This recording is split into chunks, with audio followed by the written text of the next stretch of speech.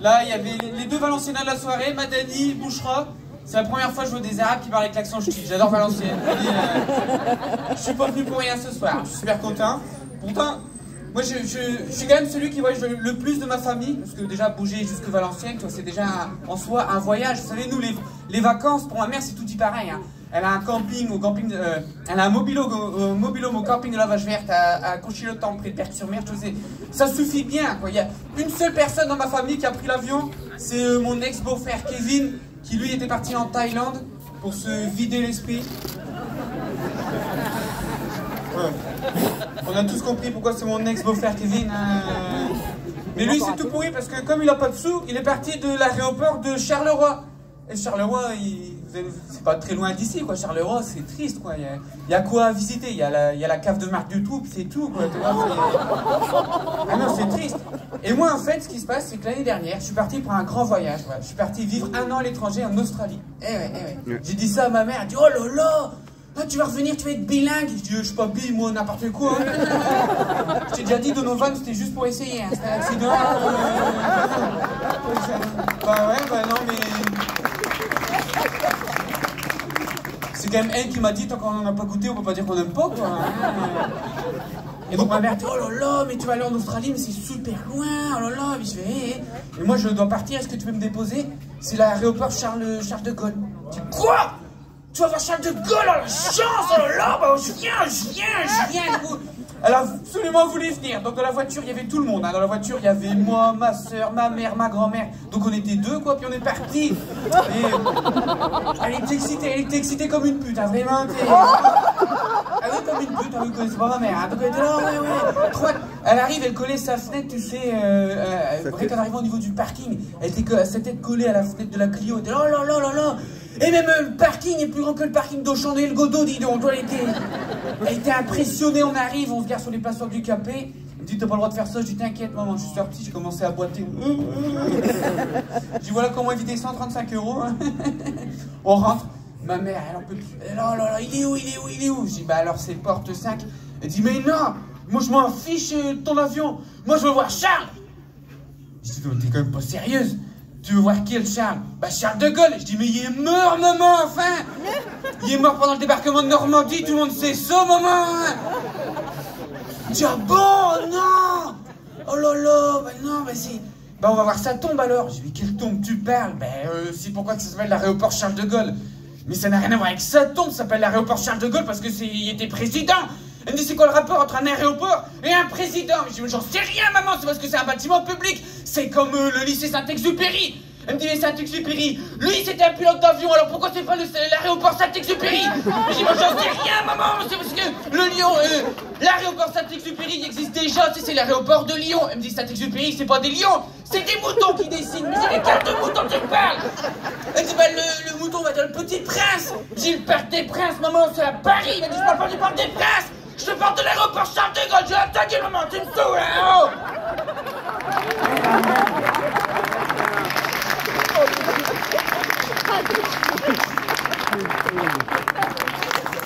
Ah, on est passé pour des gros cassos dans l'aéroport. En plus, il y avait vraiment ma soeur qui était là, qui a commencé à s'énerver. Elle dit, oh, tu recommences pas à insulter maman. Je dis, bah, toi, t'étais bien contente quand j'ai dit ta gueule à maman. Hein. Parce que quand j'ai dit ta gueule à maman sur YouTube, toi, t'étais bien contente d'avoir un aspirateur Dyson à Noël. Hein. Donc, elle me dit, oh, c'était surtout toi qui étais content de l'aspirateur Dyson à Noël. Hein. Parce que c'est grâce à ça que j'ai pu avorter de monsieur. Je me branle dans la baignoire. C'est pas vrai, mais quand je prends un bain, ça me donne la gaule. Ma mère dit, ah, parce que maintenant Charles de Gaulle est dans le bain, je comprends pas.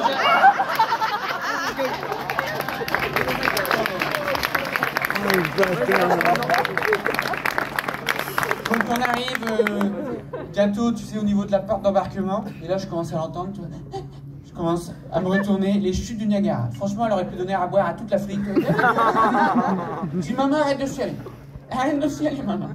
Arrête, mais que si pas tu chiales, maman. Arrête. Je vais t'en foutre une pareille. Allez, maman, arrête, c'est bon, c'est que 1 an, toi, ça passe vite. 1 an, je serai bientôt reviens, t'inquiète et tout. Elle me dit, mais c'est justement ça le problème, c'est que 1 an, quoi, tu vois. Puis elle me fait un câlin et puis voilà, elle me dit, allez, je t'ai mis une petite banane dans ton sac, tu n'oublieras pas de la manger pour le goûter. J'ai dit, arrête maman, c'est gênant, bien allez, pars. Et là, elle m'a dit, comme dans le film Star Wars, je sais pas si vous avez vu ce film Star Wars, à un moment, elle fait un câlin à son gamin, au moment de se séparer de lui, elle dit, allez, vas-y, pars, et ne te retourne pas, ne te retourne pas. Alors je suis parti, et quand même, tu sais, j'avais pu les voir, donc je me suis retourné une dernière fois. Et eux, ils étaient déjà partis, les fois. Ah, ma faute, ils étaient plus là. Donc moi, c'est la première fois que je prends l'avion, je vois une file d'attente énorme pour arriver au niveau des tapis roulants. Je dis, mais en fait, on est vraiment au champ Noël Godot, quoi, tu vois. Donc je fais 3 heures de queue, j'arrive. Et là, j'arrive au moment d'un tapis roulant, il y a un monsieur qui me regarde, il commence à enlever sa ceinture et tout. Je dis, oula. Lui, il s'est trompé d'aéroport, hein. Charleroi, les pédophiles, c'est pas ici. Et là, en fait, bah non, il commence à mettre sa ceinture. Tu vois, il a l'enlevé, et là, il y a un monsieur qui me donne une bassine. Je dis, non, merci, j'ai pris un Vogalip, t'inquiète, c'est bon. Pas besoin. Et là, en fait, non, parce qu'il me dit, il faut mettre dedans, vous avez pris à boire, vous avez pris du shampoing et tout. Je dis, mais c'est bon, tu te prends pour ma mère ou quoi? C'est bon, je vais faire ma valise, toi.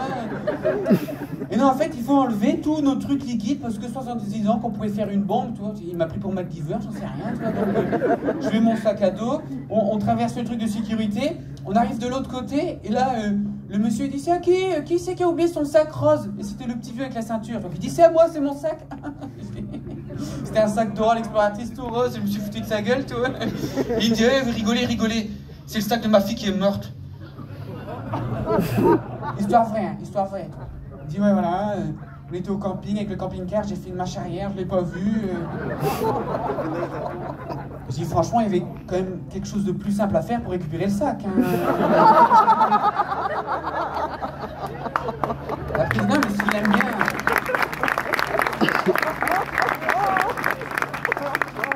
Ensuite, moi je veux pour récupérer mon sac, j'ai dit, bah, c'est où mes canettes de 8-6, toi?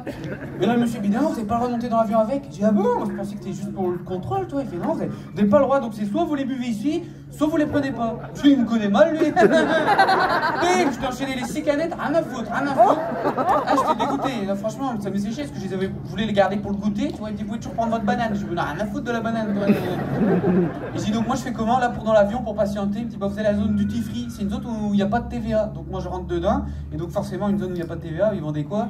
Bah, des clopes et de l'alcool, tu vois. Donc moi je commence à voir une famille qui regarde un jeune couple, c'est des jeunes parents qui avaient un gamin.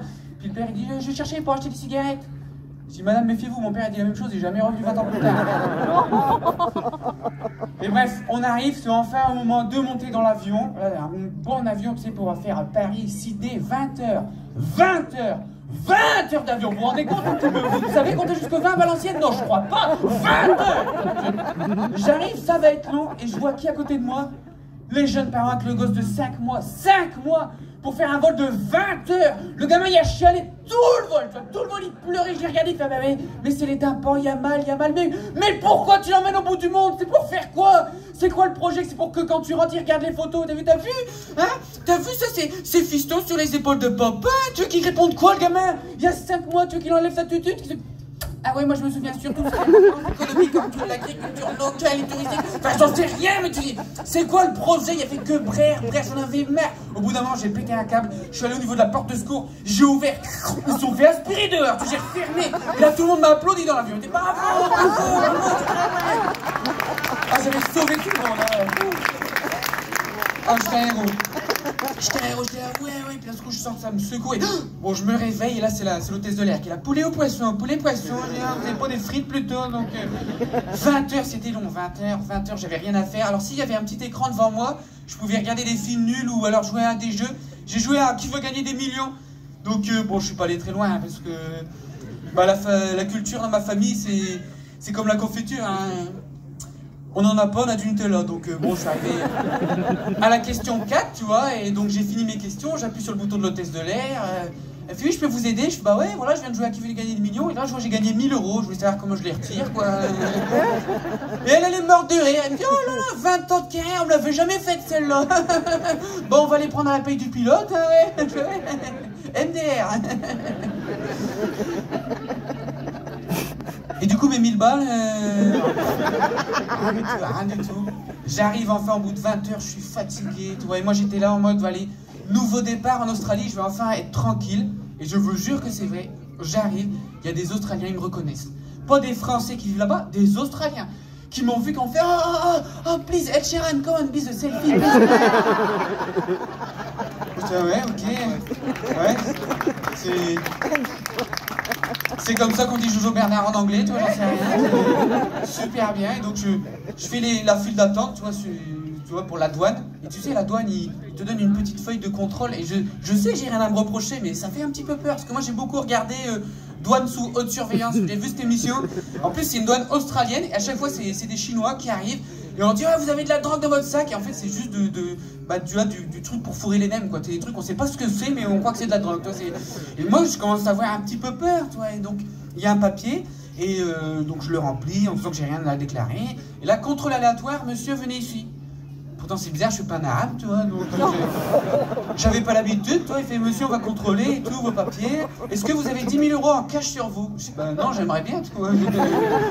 Est-ce que vous avez 2000 litres d'alcool sur vous? Je dis, bah j'aimerais encore plus, mais non, tu vois. Elle me dit, est-ce que vous avez apporté des bulbes ou des végétaux? Je dis, mais qu'est-ce que tu m'emmerdes? J'ai rien. Il dit, ah ouais, vous le jurez sur l'honneur? Je dis, oui, je te jure sur mon honneur, j'ai rien. Ok, alors signez le papier. Là, il me fait signer un papier, comme quoi je jure sur l'honneur que j'ai rien de tout ça. Il dit, maintenant, on va appeler mon responsable. Il appelle son responsable, qui me répète les mêmes questions encore. Est-ce que vous avez 10 000 € de cash? Est-ce que vous avez de l'alcool sur vous? Est-ce que vous avez des bulbes ou des végétaux, des fruits et légumes? Je dis, non, j'ai rien. Il me dit, ok, c'est quoi cette banane?